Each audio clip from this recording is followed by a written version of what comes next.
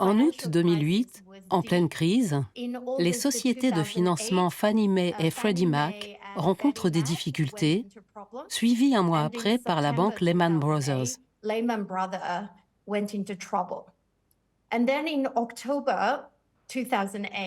C'est alors qu'en octobre, un mystérieux individu, Satoshi Nakamoto, publie un livre blanc sur le Bitcoin.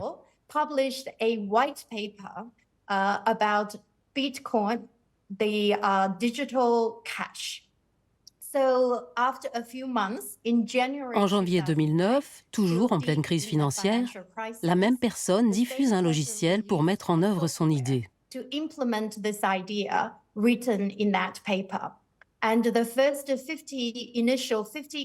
Et au même moment, les 50 premiers bitcoins sont mis en circulation. Et pouvez-vous deviner la valeur de ces bitcoins à l'époque? 0 ou presque. Remettons-nous dans la crise financière de 2007-2008. Vous avez un système financier qui est au bord du gouffre, des pertes gigantesques, un système financier qui est renfloué par les États et donc par le contribuable. Et c'est un moment où donc il y a une très grosse défiance vis-à-vis de la finance, des intermédiaires financiers et par là même de l'État également qui a laissé se développer ça. Et donc, vous avez la faillite de Lehman Brothers en septembre 2008. Et quelques semaines après, vous avez un livre blanc de 9 pages qui est publié par un mystérieux Nakamoto, dont le projet est un projet libertaire, un projet anarcho-libertaire, disons, geek, où l'idée qu'on pourrait avoir une monnaie complètement sans intermédiaire quelconque, sans État, donc vraiment une vision très horizontale d'une certaine manière, qui serait une monnaie non manipulable. Contrairement à l'idée que la finance avait manipulé, qu'il y avait plein de fraudes, qu'il y avait plein de... c'était la non manipulable qui... transparente, puisque c'est le principe de la blockchain, c'est-à-dire c'est un peu comme un livre ouvert où tous les participants sont capables de regarder, de voir les transactions, très difficile ensuite de manipuler les chiffres. Et quelques semaines après, début 2009, vous avez le premier Bitcoin qui est émis. Und die andere Quelle oder die andere sozusagen Grundlage L'autre fondement de ce projet utopique, le Bitcoin, réside dans sa rareté. Pour des raisons techniques, il existera au maximum 21 millions environ de Bitcoin. C'est donc une monnaie rare. Le Bitcoin est à la fois le nom de l'unité de compte et du projet lui-même. C'est bien sa caractéristique de rareté qui vaut au Bitcoin le surnom d'or digital. Ce qui est intéressant, c'est que implicitement, il y a quand même une référence aux métaux précieux. Il y a une référence à l'or. Et la référence, on la voit dans quelque chose de très simple, c'est que le minage, les bitcoins, ils sont minés. Le terme n'allait pas de soi forcément dire minage. Et en fait, le minage, c'est toute l'opération que font les participants au bitcoin, disons, qui, avec des ordinateurs surpuissants, résolvent des problèmes mathématiques, disons. Et c'est ça qui va valider, en fait, qui va être une fonction de validation. Et contre quoi ils sont rémunérés en bitcoin, d'où l'idée de minage. Donc, ça fait aussi appel à un imaginaire, d'une certaine manière, qui est un imaginaire qui se réfère en fait à ce qui est dans l'idée populaire, le fait que les monnaies sont liées aux métaux précieux. Qu'est-ce que le Bitcoin signifie pour la relation entre la monnaie et l'État? Cela signifie qu'un groupe fermé de personnes gère le Bitcoin et que cette monnaie ne circule qu'au sein de ce groupe. L'idée est de rompre le lien entre la monnaie et l'État. Le système du Bitcoin crée sa propre petite monnaie décentralisée. Und da hatte man natürlich dann diese Idee, Bitcoin könnte einfach Geld sein für uns. Dans mes cours, j'utilise toujours une image issue du mouvement Occupy Wall Street. On y voit des manifestants brandissant des pancartes dont l'une porte l'inscription « We are the real currency ». Nous sommes la vraie monnaie.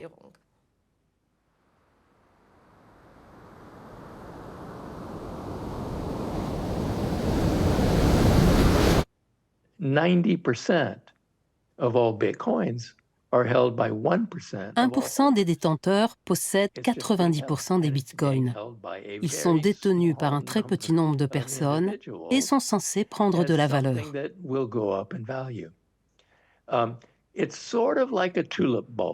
C'est un peu comme un bulbe de tulipe.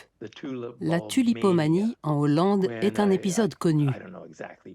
Un bulbe de tulipe valait alors plus qu'une belle maison.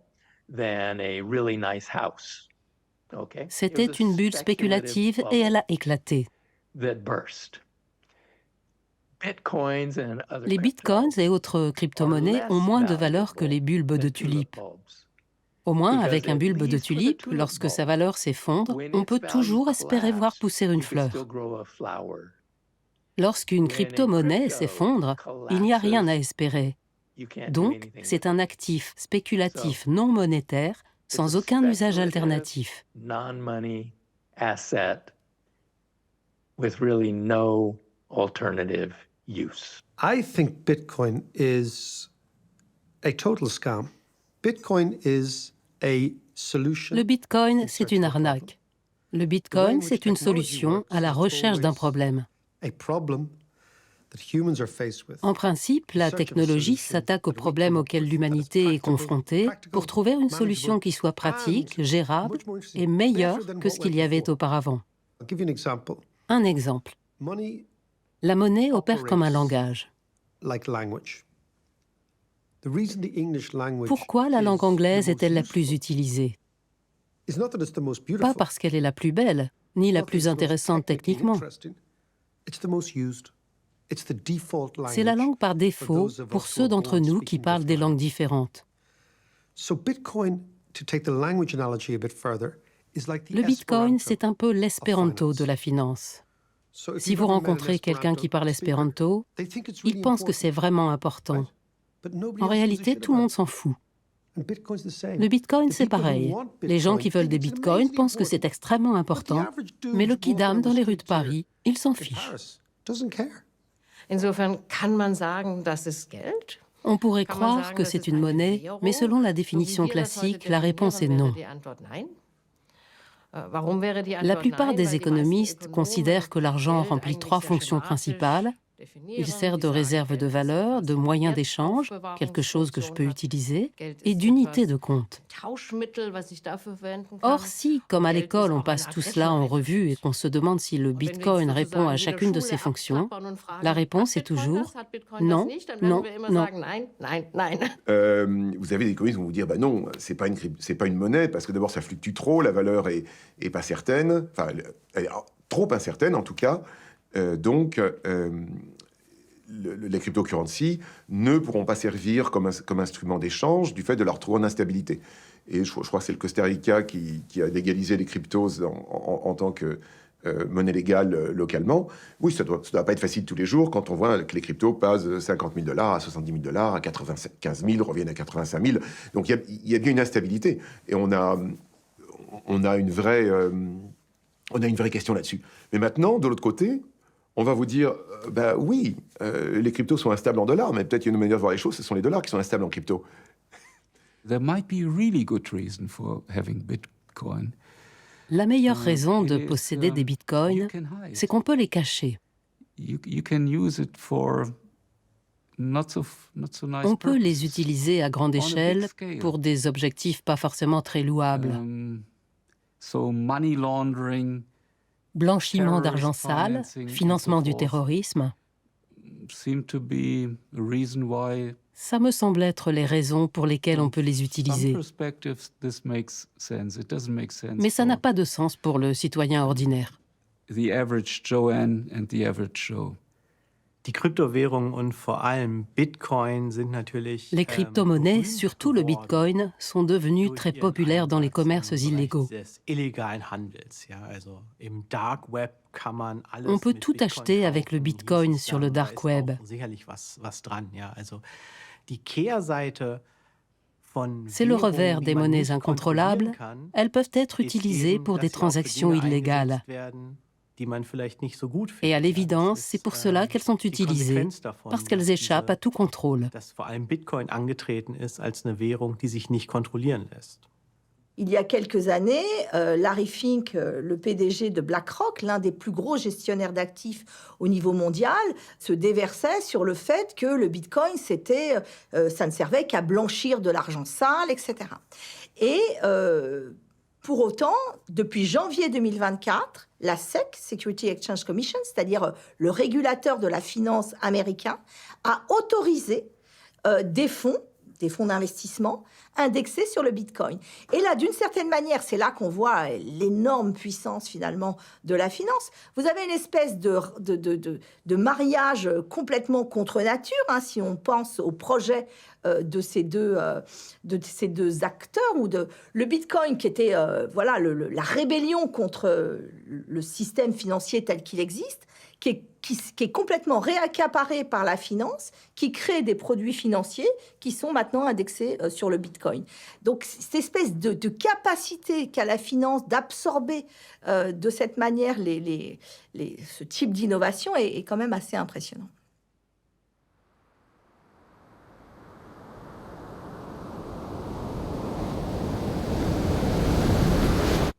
Vous avez les stablecoins qui sont, on dit que c'est une seconde génération de crypto-monnaies, c'est-à-dire c'est basé sur les mêmes techniques cryptographiques, mais on essaye de pallier à ce qui fait la volatilité du Bitcoin, hein, c'est-à-dire le fait que c'est un actif hyper spéculatif, le Bitcoin. C'est précisément pour ça que c'est pas une monnaie, hein. Donc, l'idée des stablecoins, c'est ça. C'est on va utiliser ces technologies cryptographiques, mais on va, d'une certaine manière, adosser ces émissions à des actifs et à des devises considérées comme plus stables. Et donc, ça, c'est peut-être ce qui se rapprocherait le plus d'une monnaie au sens véritable du terme. The crypto project has in parallel something called stablecoins. Les stablecoins représentent une forme de monnaie numérique qui, dans le privé, reproduit le soutien de l'État. On promet que chaque stablecoin peut être converti contre $1 sur simple demande à tout moment. Hier, le papier-monnaie était adossé sur l'or. Aujourd'hui, le stablecoin l'est sur le dollar. Il est donc garanti par le Trésor américain. La crypto-monnaie a été utilisée comme une forme d'attaque idéologique contre l'État, mais pour moi, son évolution depuis une décennie montre clairement qu'il n'y a pas de forme crédible d'argent privé sans une certaine forme d'adossement à l'État. Wirklich das erste echte Stablecoin ist dieser Facebook-Coin. Le premier véritable stablecoin est la Libra, cette crypto-monnaie lancée par Facebook sur l'idée suivante. Tout le monde ayant l'application Facebook sur son téléphone, pourquoi ne pas combiner les deux pour créer une monnaie numérique, une crypto-monnaie Facebook? Bringen wir eine Münze raus, eine digitale Münze, praktisch eine Facebook-Münze, muss man wirklich sagen. Und on voit tout de suite la différence avec le Bitcoin, qui repose sur une communauté dispersée d'utilisateurs qui détiennent des Bitcoins dans leur ordinateur ou leur smartphone. Il n'y a pas de Monsieur Bitcoin. Avec le stablecoin, en revanche, il y a le groupe Meta, maison mère de Facebook, qui émet lui-même la monnaie. J'achète alors mes Libras directement auprès de Meta.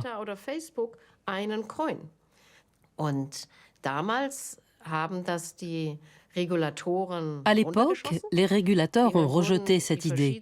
Les autorisations nécessaires n'ont pas été accordées, principalement parce que les banques centrales et les régulateurs financiers ont paniqué face à la perspective de la création d'une monnaie privée. As unbacked crypto assets have risen in capitalization, so have stablecoins. This specific type of crypto asset aims to maintain a fixed value relative to one or more referenced assets. Currently, 99% of stablecoins are denominated in US dollars. Stablecoins are privately issued and notably pose risks to monetary policy and financial stability.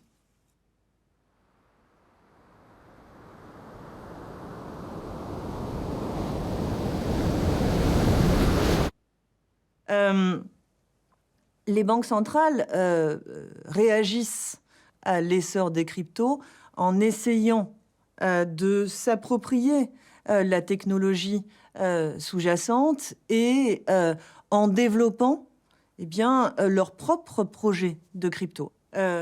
Concrètement, il s'agirait de remplacer en partie les billets de banque qui sont imprimés par la Banque centrale par des comptes de monnaie numérique de banque centrale ou éventuellement des portefeuilles, des porte-monnaies numériques de banque centrale.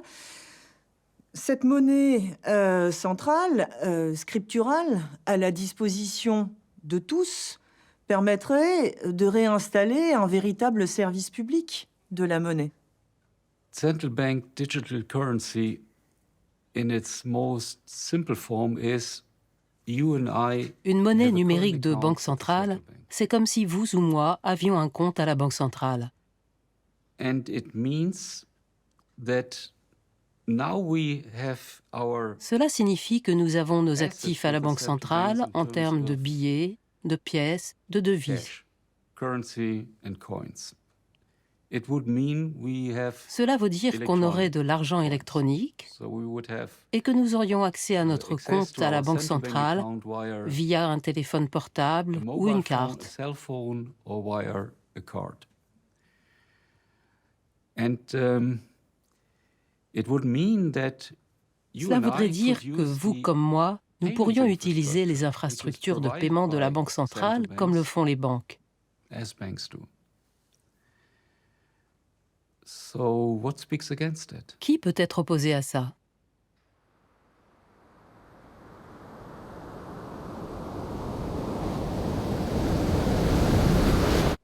The central bank digital currency can be viewed as La monnaie a numérique de banque centrale peut être considérée comme une cousine centralisée des monnaies numériques privées comme le Bitcoin. private digital currencies like bitcoins. It's issued by the central Elle est bank émise of par la the Banque sovereign centrale d'un État souverain. So now you can see the problem. On one On voit hand, vite le it's based problème. upon the same D'un côté, technology, cette monnaie so repose it sur la même enjoys technologie que all le the Bitcoin features of et being bénéficie donc borderless, d'être of sans being frontières, efficient, efficace and et being accessible aux accessible, utilisateurs. to the users by using the same technology. On the other hand, it's still Mais de controlled l'autre côté, by the elle reste sovereign contrôlée state, par l'État like, souverain, comme les monnaies same as the traditionnelles. traditional currencies.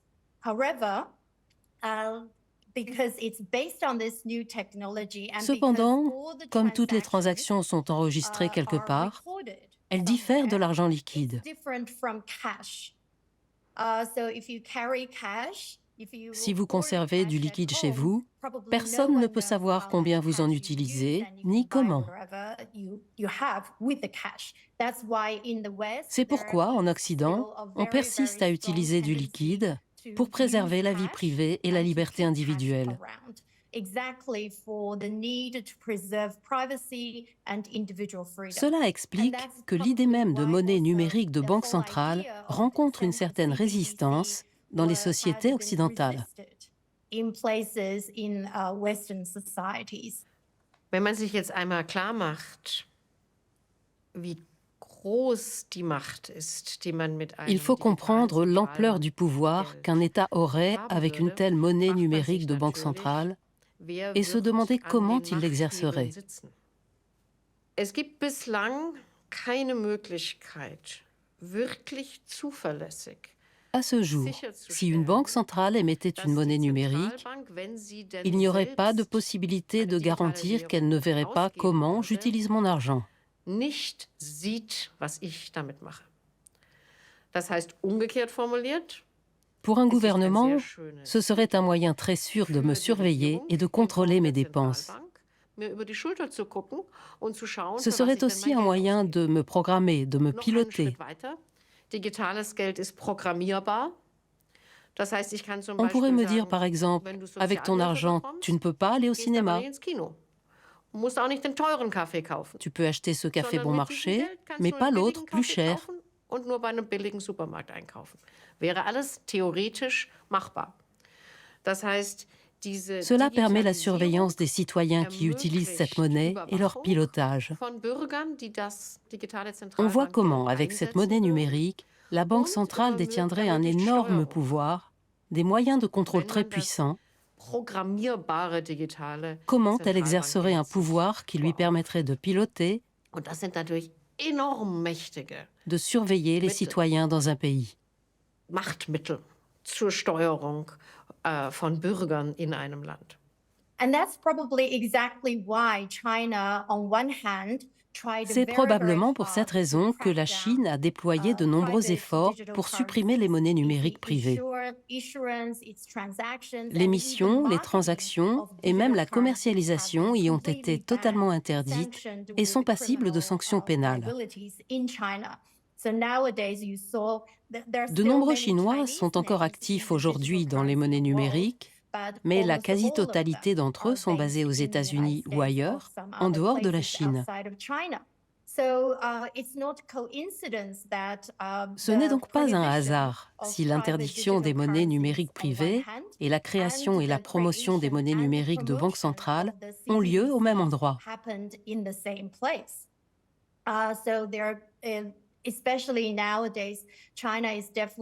Aujourd'hui, la Chine use de son influence dans le commerce, l'investissement et de plus en plus dans l'aide internationale pour promouvoir les monnaies numériques de banques centrales hors de Chine.